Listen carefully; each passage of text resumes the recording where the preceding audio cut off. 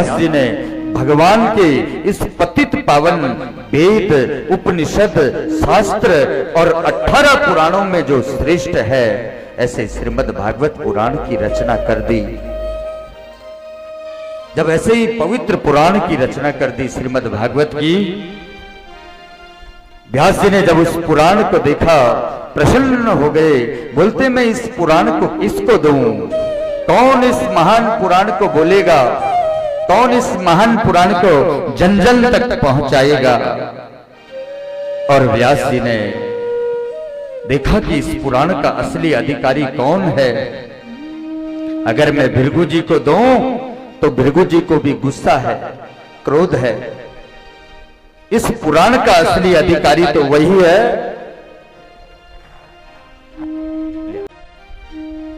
व्यास जी चिंतित हो गए कि इतना बड़ा महापुराण लिखा, पर इस पुराण का असली अधिकारी कौन है? इस पुराण का असली अधिकारी तो वही होता है जिसके अंदर लोभ ना हो, मोह ना हो। और कौन इसको जन जन तक पहुंचाएगा? अब व्यास जी फिर से चिंतित हो गए कि नारद जी के बोलने पर मैंने ये 18 पुराण श्रीमद् भागवत की रचना तो कर दी, पर इसको जन जन तक कौन पहुंचाएगा? बड़े चिंतित थे व्यास जी। सोच रहे थे किसको ये पुराण दूं और कौन इस पुराण का वाचन करे और कौन संसार तक इस पुराण को पहुंचाए। व्यास जी सोच ही रहे थे कि इतने में व्यास जी के 2 शिष्य आ गए। बोलते गुरुजी आप हमको बोलते हैं जंगल में लकड़ी लेने के लिए जाओ, पर जंगल में हमको डर लगती है। हमको डर न लगे उसके लिए आप हमको कुछ मंत्र दे दो। व्यास जी के 2 शिष्य थे और दोनों शिष्यों को एक एक मंत्र दे दिया कि हे मेरे शिष्यों तुम जंगल में जाओ और तुम बोल रहे हैं लकड़ियों के लिए हम रोज जाते हैं और हमको डर लगती है। जब तुमको कभी डर लगे तो तुम इन दोनों मंत्रों को बोलना।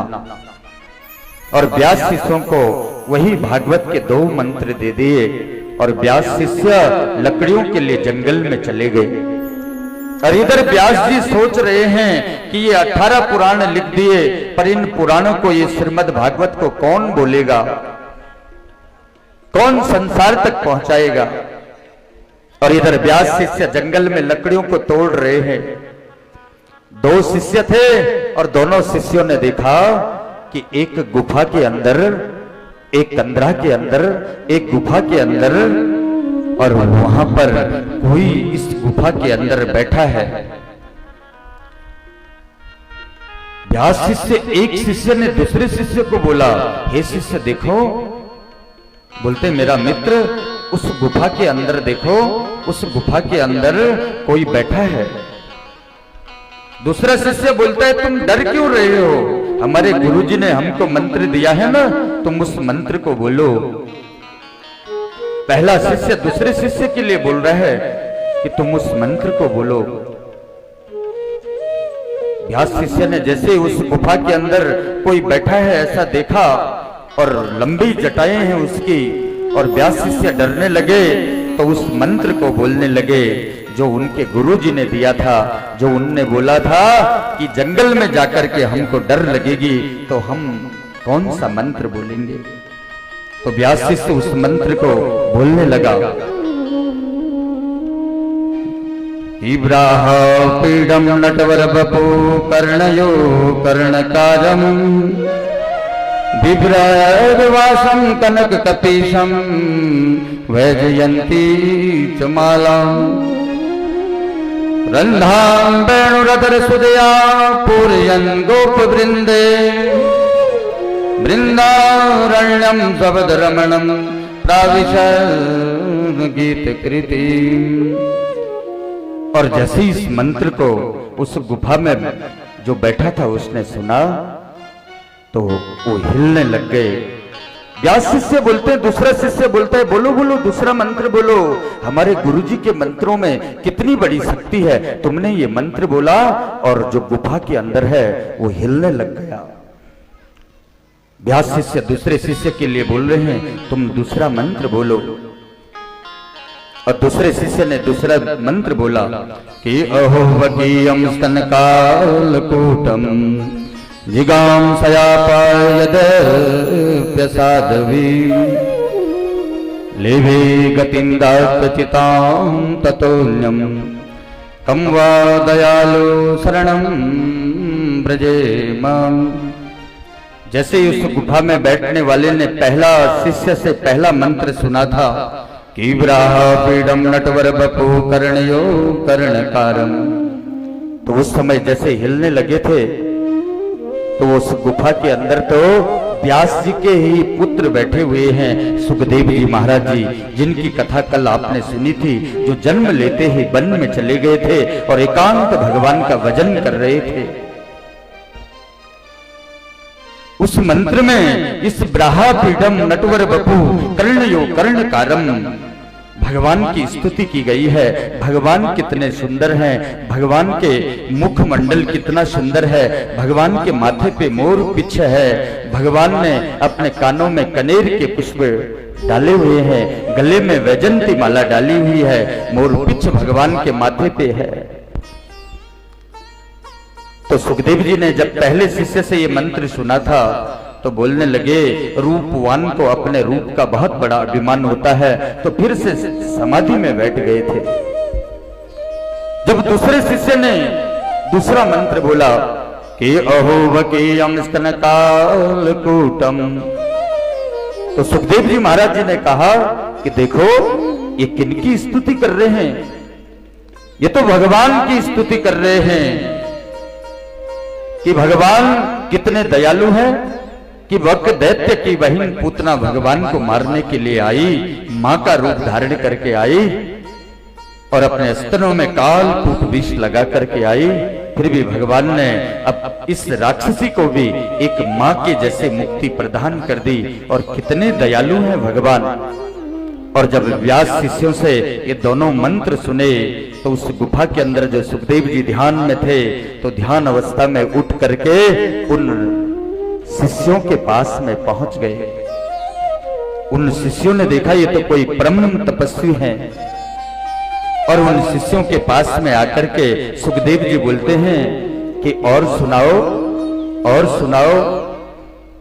ये दोनों शिष्य बोलने लगे कि हमको जितना आता था हमने आपको सुना दिया, ये तो हमारे गुरुजी ने हमको ये दोनों मंत्र इसलिए सिखाया था कि वन में हमने कहा कि हमको डर लगती है, पर हमारे गुरुजी ने ऐसे ऐसे 18,000 मंत्र लिखे हैं।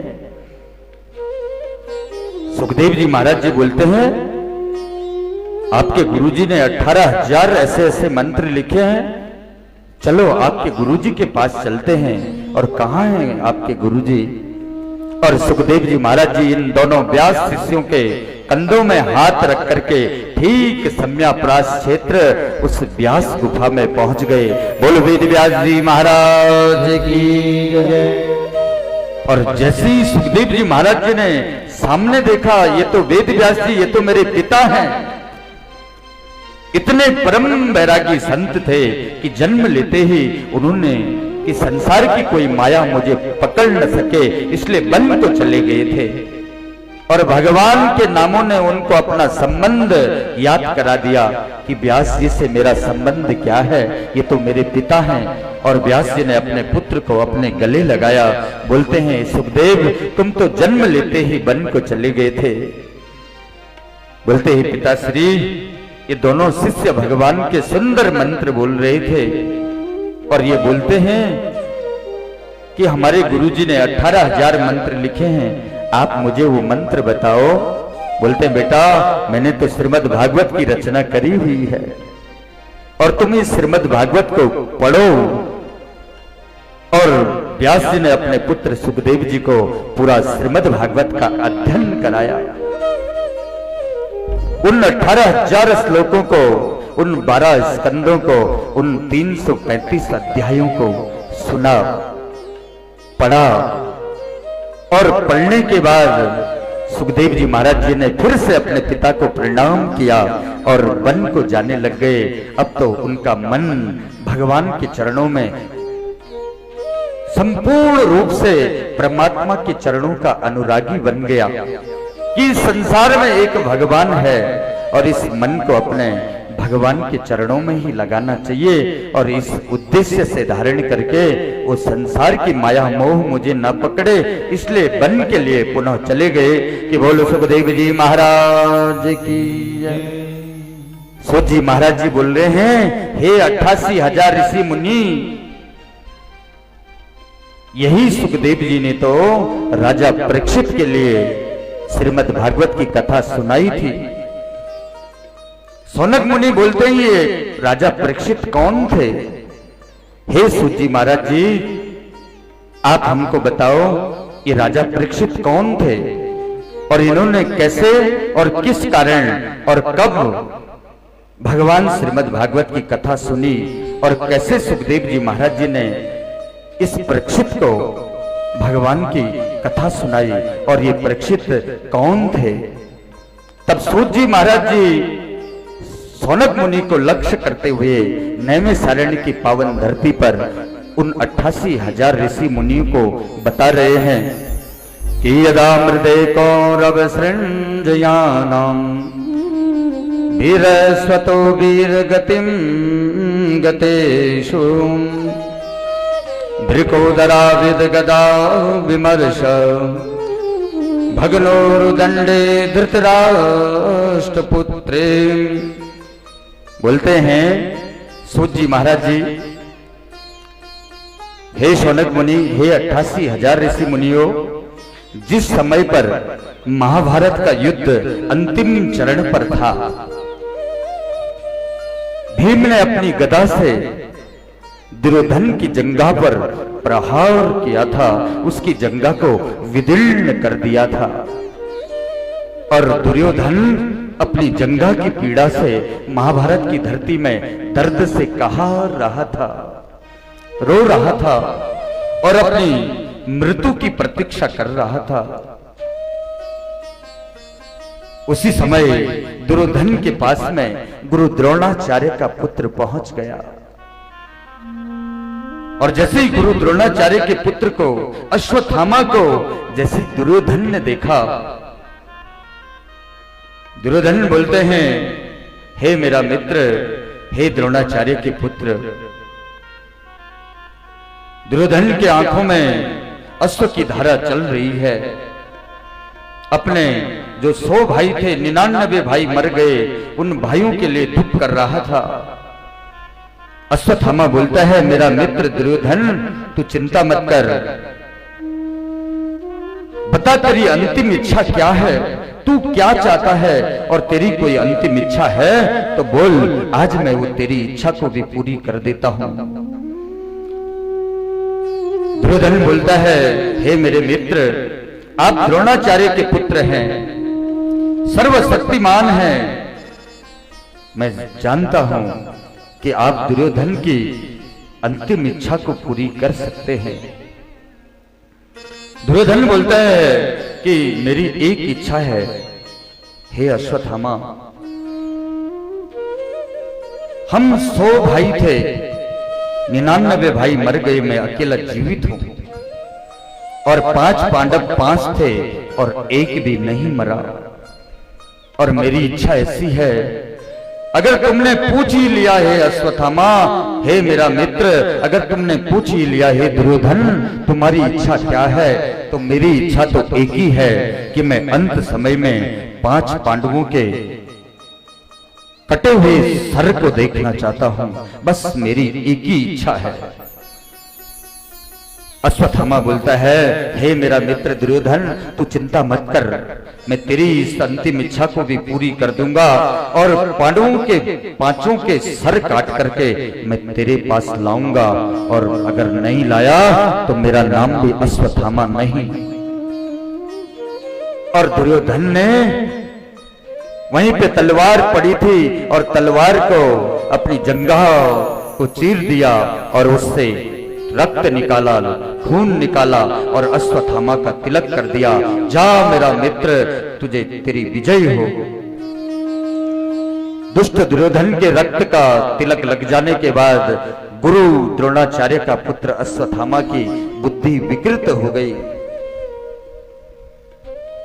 उसी समय दुर्योधन के पास से उठा और बोलते हैं, तू चिंता मत कर, आज रात्रि या कल सुबह तक मैं 5 पांडवों के कटे हुए सर को तेरे पास लेके आता हूं।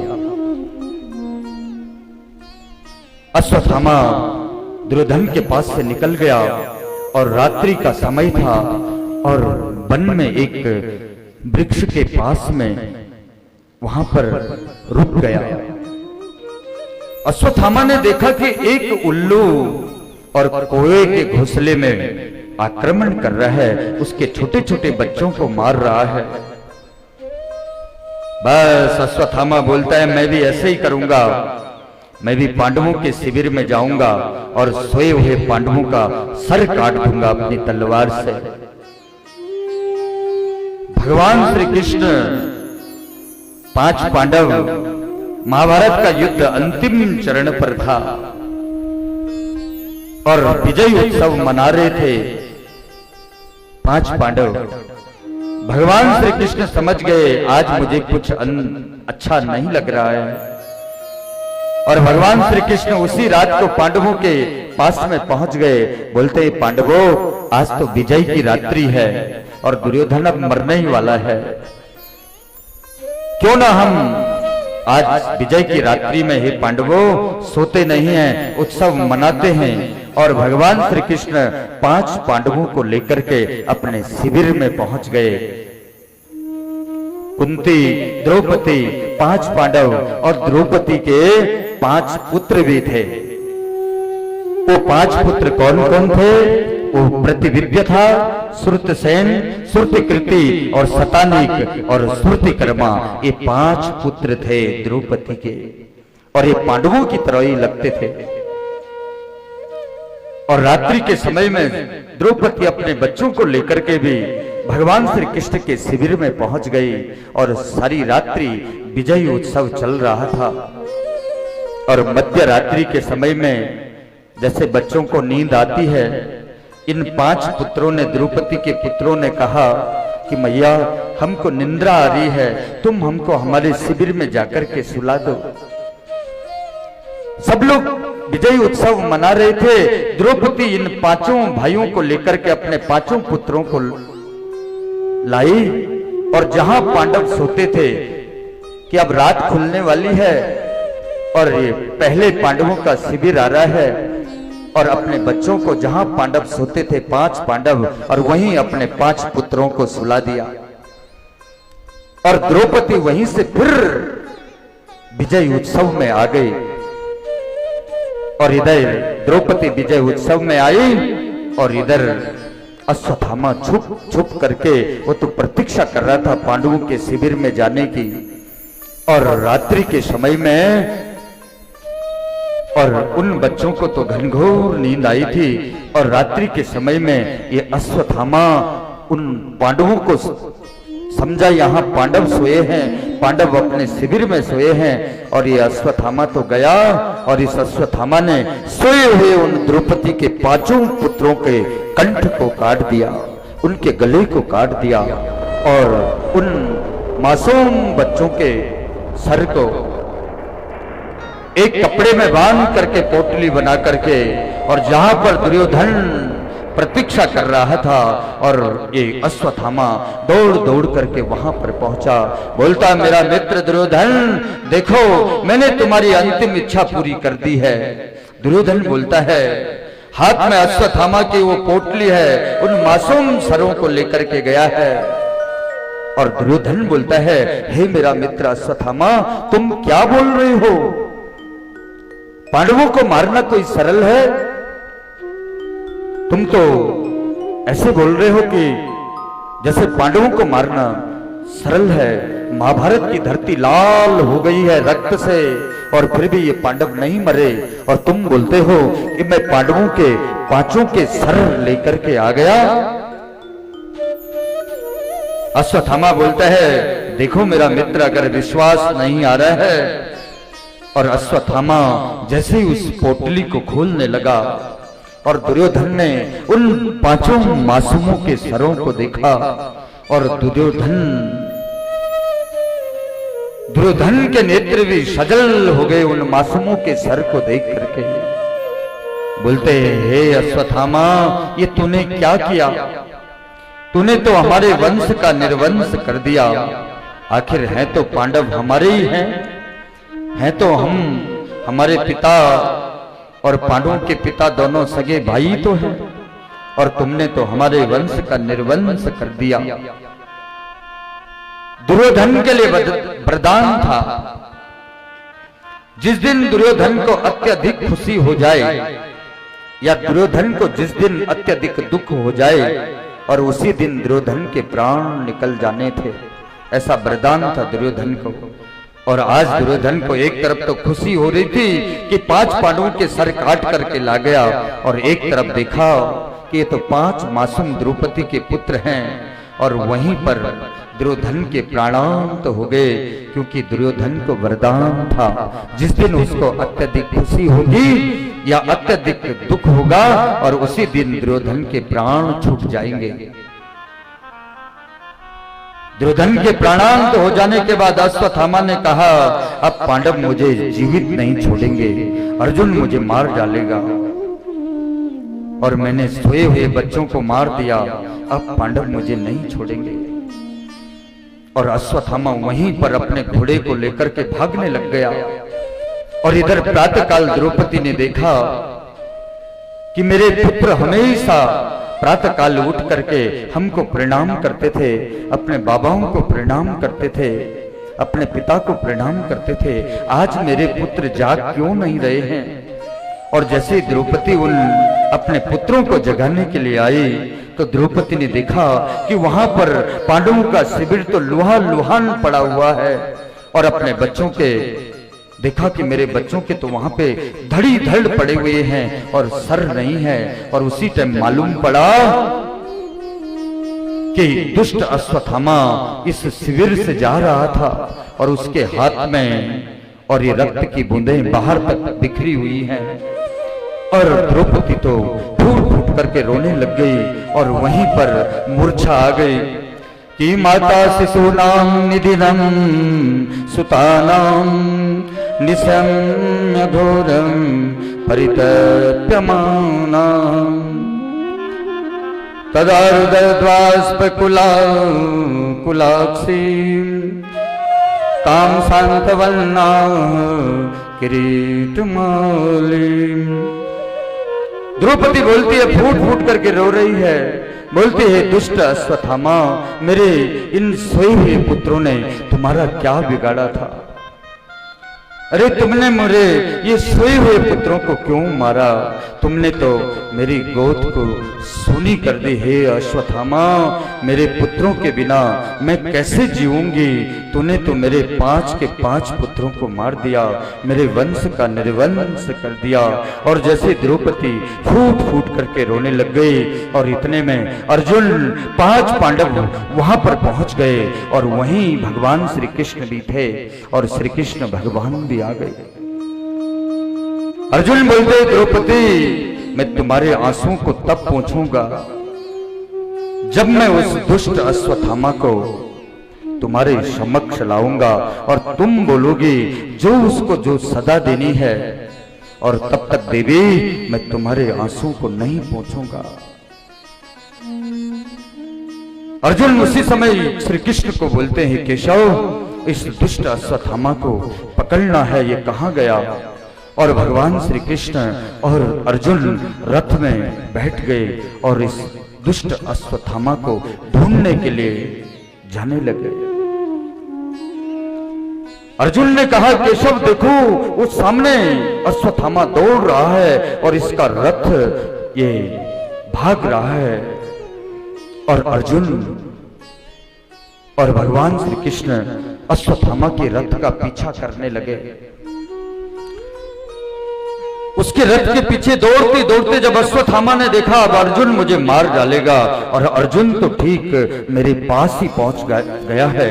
और जब अश्वत्थामा का घोड़ा थक गया और अश्वत्थामा ने कहा अभी अर्जुन मुझे मार डालेगा, और अश्वत्थामा ने अर्जुन और भगवान श्री कृष्ण पर ब्रह्मास्त्र छोड़ दिया। गुरु द्रोणाचार्य ने अपने पुत्र को ब्रह्मास्त्र नहीं सिखाया था।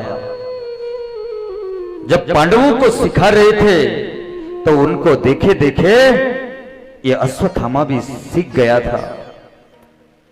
अश्वत्थामा को ब्रह्मास्त्र चलाना आता था, लेकिन ब्रह्मास्त्र को वापस बुलाना नहीं आता था। इसलिए द्रोणाचार्य जी जानते थे मेरा पुत्र मेरा पुत्र अल्प बुद्धि का है और बाद में ब्रह्मास्त्र छोड़ेगा। इसीलिए उन्होंने अपने पुत्र को नहीं सिखाया। और जब ब्रह्मास्त्र को छोड़ा अर्जुन और कृष्ण की तरफ, ब्रह्मास्त्र की अग्नि जब अर्जुन और कृष्ण के पास में पहुंच गई, अर्जुन बोलते हैं कृष्ण रक्षा करो हे केशव, इस दुष्ट ने तो ब्रह्मास्त्र छोड़ दिया है और इस ब्रह्मास्त्र से रक्षा करो हे केशव, ये ब्रह्मास्त्र की अग्नि मेरे नजदीक आ रही है। भगवान श्री कृष्ण बोलते हैं लोहे का बैरी लोहा ही होता है। हे अर्जुन तुम भी ब्रह्मास्त्र को छोड़ो और ब्रह्मास्त्र की अग्नि तभी शांत हो सकती है। और इधर अर्जुन ने भी ब्रह्मास्त्र को छोड़ा और अर्जुन ने अपने ब्रह्मास्त्र से अश्वत्थामा के ब्रह्मास्त्र की अग्नि को शांत कर दिया। अश्वत्थामा भाग रहा था लेकिन भाग नहीं पाया और अर्जुन ने अश्वत्थामा को पकड़ लिया और पशुओं की तरह बांध करके अपने रथ में बिठाया और खींचते खींचते द्रौपदी के पास में लाए।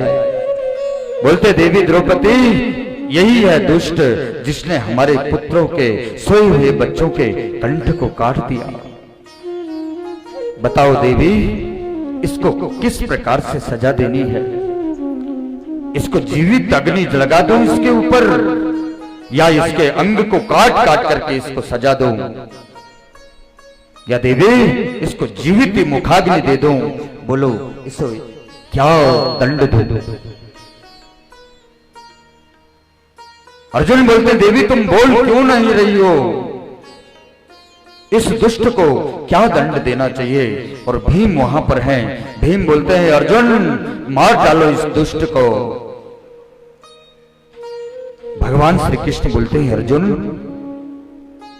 शास्त्र में ऐसा लिखा है कि सोए हुए पागल और रथ से विहीन स्त्री इनको कभी भी जान से नहीं मारना चाहिए। और तुमने तो गीता का उपदेश सुना है और ऐसा भी शास्त्र में लिखा है कि सोए हुए बच्चों को मारने वाला, मूर्ख पागल को मारने वाला और ऐसे को छोड़ना भी नहीं चाहिए, ऐसे को तो प्राण दंड ही देना चाहिए। अर्जुन बोलते हैं, अर्जुन ने जैसी तलवार निकाली बोलते द्रौपदी मैं मार दूं इसको। और द्रौपदी रोते रोते बोलती है कि मुच्यता में ब्राह्मणो नितरा गुरु। बोलते हैं अर्जुन छोड़ दो इसको, ये ब्राह्मण है, ये आपके गुरु का पुत्र है, आपके गुरु द्रोणाचार्य का पुत्र है। हे अर्जुन अगर इसको मारने के पश्चात अगर मेरे पांचों पुत्र जीवित होते हों तो इसको मार दो।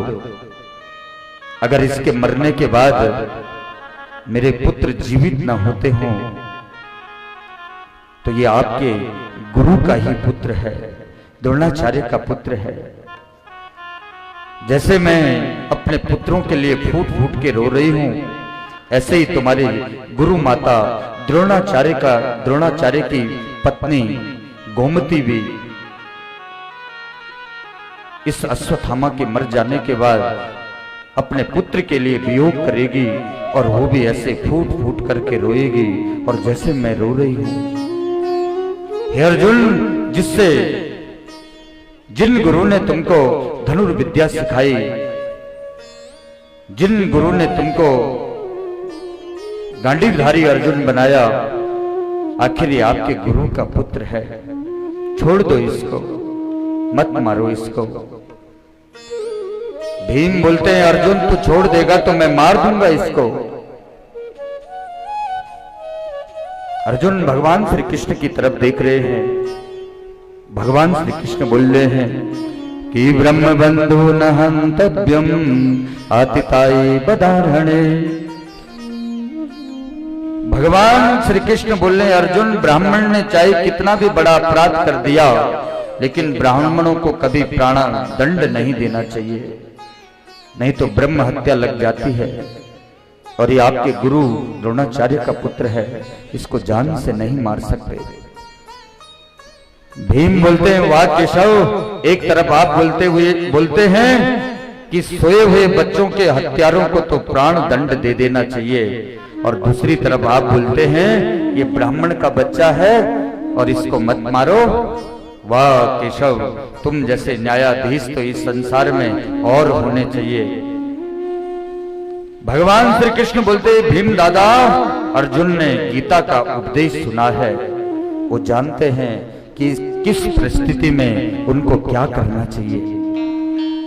अर्जुन तलवार निकालते हैं और वहीं पे अश्वत्थामा को पशुओं की तरह बांध रखा है, और अर्जुन ने तलवार निकाली और अश्वत्थामा के माथे पे जो मणि थी, इस मणि का मूर्धन कर दिया और अश्वत्थामा के केश बालों को काट दिया।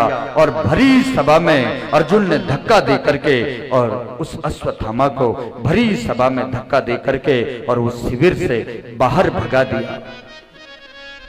सज्जन लोगों के, प्रतिष्ठा वाले लोगों की, इज्जतदार लोगों की तो अगर इज्जत चले जाए तो वो तो मरने के बराबर है।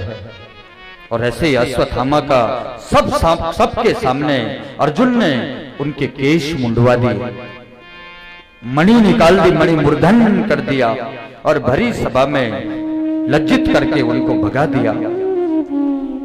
तो सम्मानित पुरुषों की तो अगर मान सम्मान चले जाए तो उनके लिए तो ये मरने के बराबर जैसा ही होता है। और अश्वत्थामा वहां से जैसे ही बाहर निकला, काम तो किया था मरने का, लेकिन अर्जुन ने उनको फिर भी छोड़ दिया, मणि मूर्धन कर दिया, सभा से धक्का दे करके भगा दिया। और अश्वत्थामा बोलता है पांडवों, तुमने ये अच्छा नहीं किया।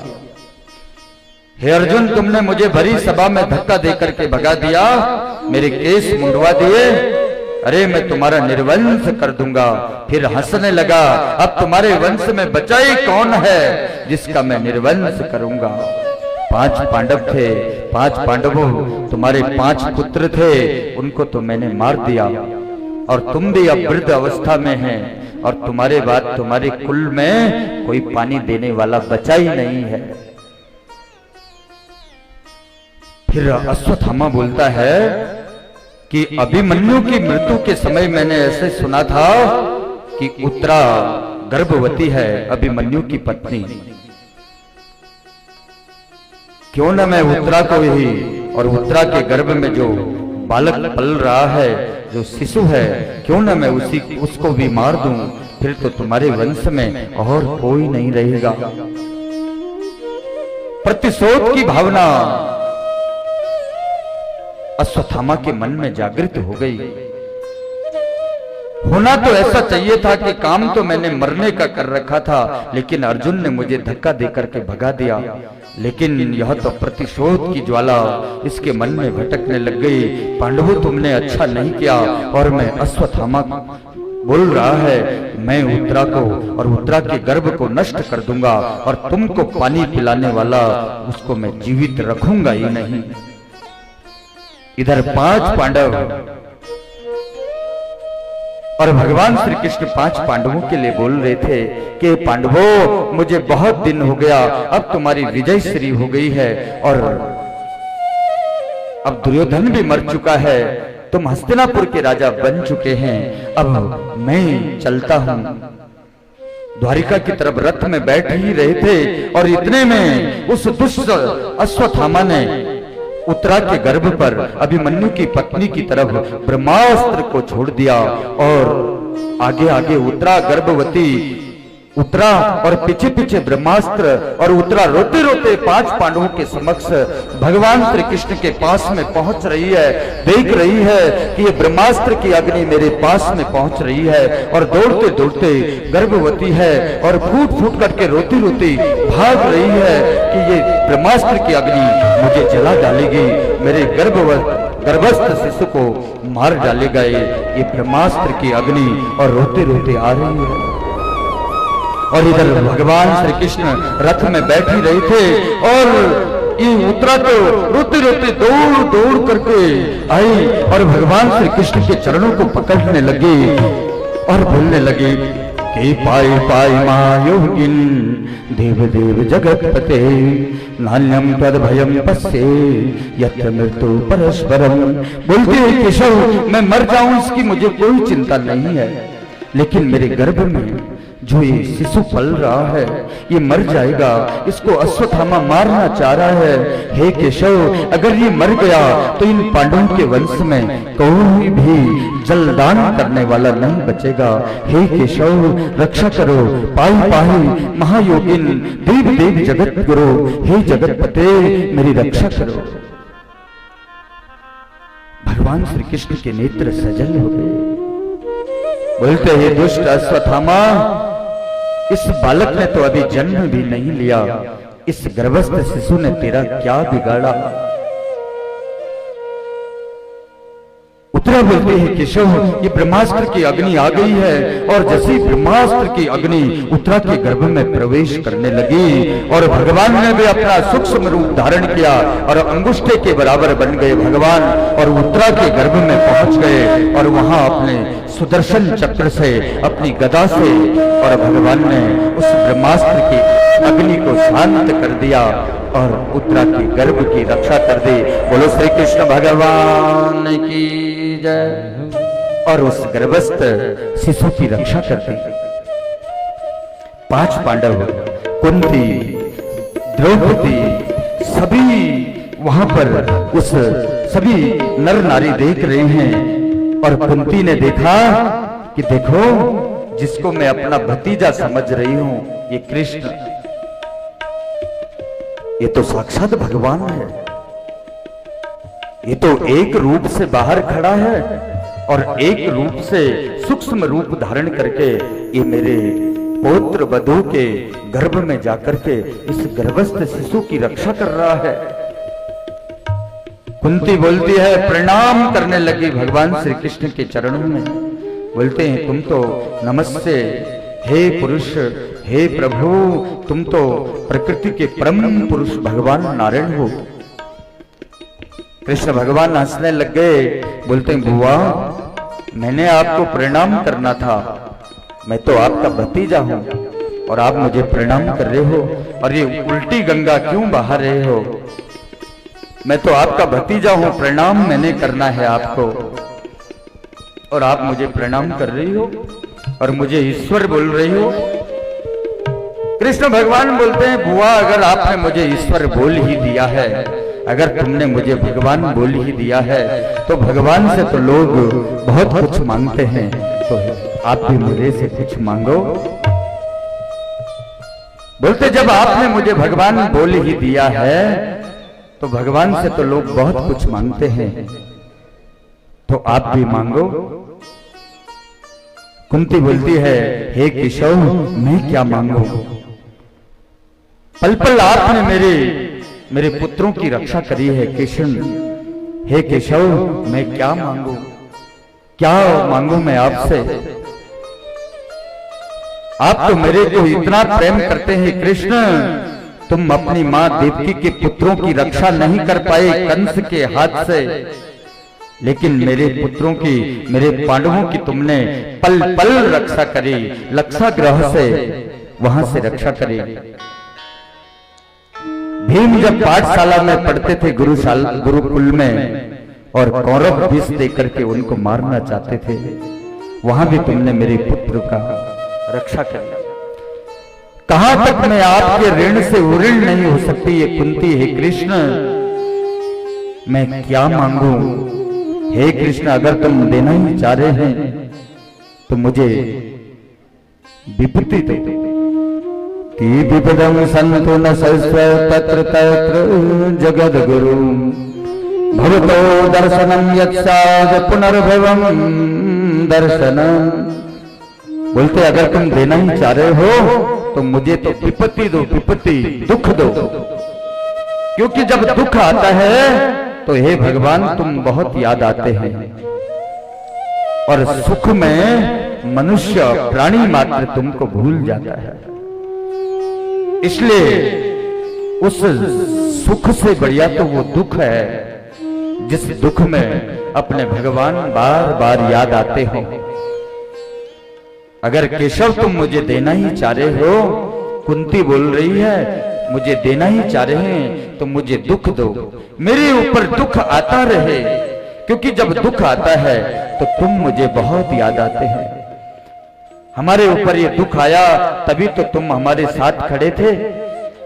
अगर हम भी खुशी में रहते, सुखी रहते, तो शायद तुम भी द्वारिका में रहते और यहां नहीं आते। हमारे ऊपर बहुत बड़ा दुख आया, मेरे पुत्रों के ऊपर बहुत बड़ा दुख आया, तो तभी तो आप हमारे साथ थे।